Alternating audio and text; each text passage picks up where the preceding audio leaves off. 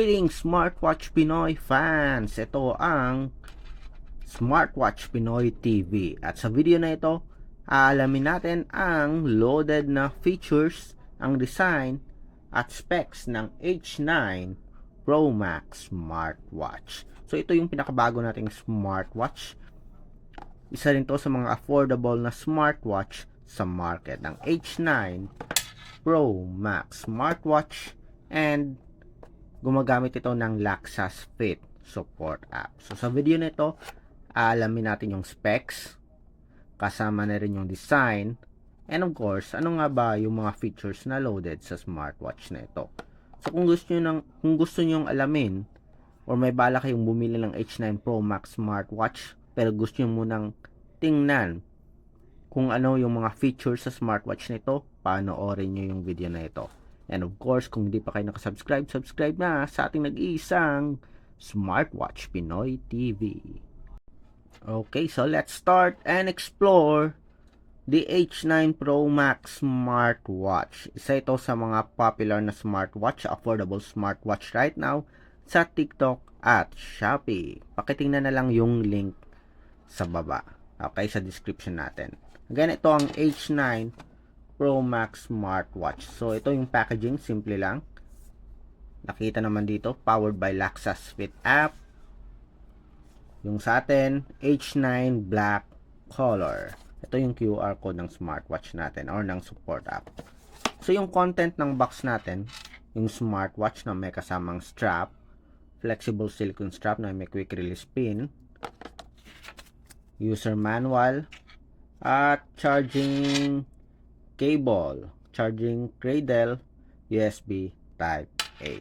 So lightweight and at the same time metal body yung frame ng smartwatch nito. Affordable pero kung napapansin nyo, metal po yung body frame. So tingnan natin. So ano nga ba yung size ng smartwatch nito? Sa strap, it's around 20 mm. Sa width naman ng smartwatch natin, 38. Okay? Then, yung sa length, it's around 42. 42 by 38 by 12 mm or 11. Okay? So, medium size yung smartwatch natin. So, 48 by, anong ulit kanina yon? 38. Okay, again. 48 by 38 mm. Okay naman yung design ng smartwatch, minimalist, rotary button to. So, pwede ka mag-change ng watch face gamit yung round button. Metal body frame, quick release pin para sa strap, plastic back cover, at ito yung charging cable, charging cradle. Medyo may konting magnet. Yan. Pero hindi ganon ka lakas yung magnet.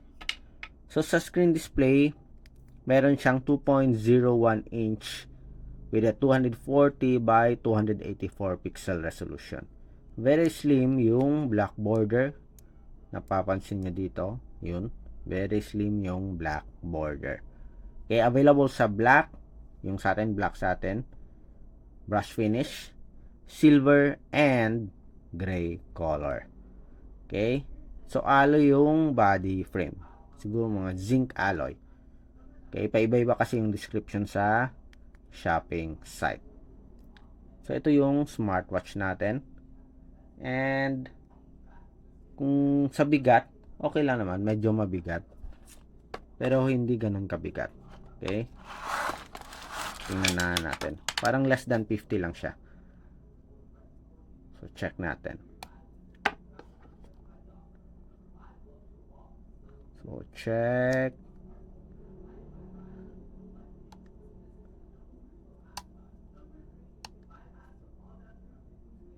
Yan. Okay, so around 45.38 grams. So, very lightweight compared sa other wearable. Okay? So, sa features naman, tingnan natin yung features. So, meron siyang settings, notifications. Sa baba, one page, dashboard dito. Dito sa kabila, tingnan nga natin. Okay? The same din. Then, dito sa right side, widgets. Okay?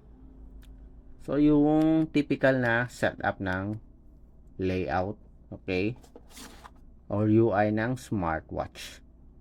Okay? Wala siyang pinagkaiba sa ibang wearable na nabibili nyo sa market. Except lang yung mga branded Okay?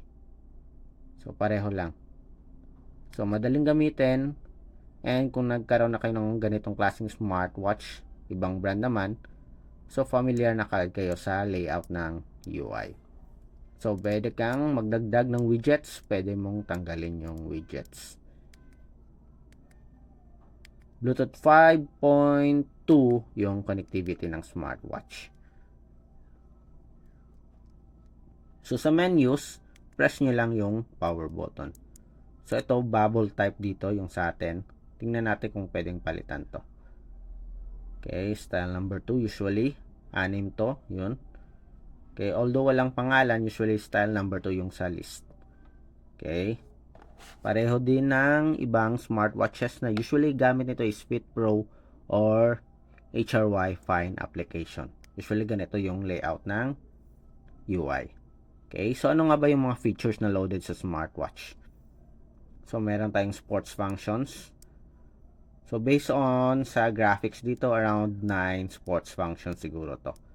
Okay, tingnan nga natin. Bilangin natin. 1, 2, 3, 4, 5, 6, 7, 8, 9. Okay, so hindi tayong kakamali. 9. Then, meron ding sleep monitoring. Merong pedometer. Heart rate monitoring. Meron ding blood pressure. Blood oxygen monitoring. Message notifications. Dial for the Bluetooth call. May Bluetooth music. Weather report. Calculator. Alarm. Sedentary reminder. Meron din. Stopwatch. Remote control for photos. Voice assistant. Find phone. Ito may games data dito. Nag-isa lang. Car race. Okay. Then, meron ding flashlight. Ito yung torch natin. Calendar. Contacts. May WeChat. QQ. Facebook. Twitter. WhatsApp. Drink. Reminder. Drink reminder to. So, ito yung mga social apps Facebook, QQ, WeChat, Twitter, and WhatsApp. Language support, ewan ko nga lang kung may Tagalog dito or Filipino. Tingnan natin. Okay, so merong Filipino. App view. So merong 6 types of menu options sa app view. Display and brightness.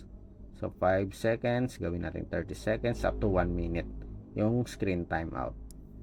Screen clock. Dynamic Island, ito yung lumalabas ditong notification sa taas, yung Dynamic Island. So, pwede ring i-disable. Shake to answer for the gesture, bedside lamp mode, and night brightness mode. So, meron ding restore factory settings, about section. Ito yung additional health function, uric acid, blood sugar, at blood fat. Although meron ditong mga health functions, hindi tayo sure kung accurate nga ba yung mga health features niya. Tulad ng sa heart rate, usually kasi sa mga ganito, heart rate lang yung okay. And the rest, wala na. Katulad ng blood pressure or blood oxygen, okay pa. Pero blood pressure, usually off. Okay, malayo sa katotohanan ika nga. Okay. So, sports, sleep, pedometer. Okay, iba't ibang menus basic and advanced yung loaded sa ating H9 Pro Max smartwatch. Ano sa tingin nyo yung smartwatch nito? Okay ba sa price? Very affordable, less than, hindi ako nagkakamali, less than 500 lang yung nabili natin to. Okay, available sa Shopee at TikTok. Pakicheck na lang yung link sa description. Kung may mga katanungan kayo about sa H9 Pro Max smartwatch, drop lang ng comment sa baba. And of course, yung mga hindi pa nakasubscribe, subscribe na sa ating nag-iisang Smartwatch Pinoy TV. Okay? Bye!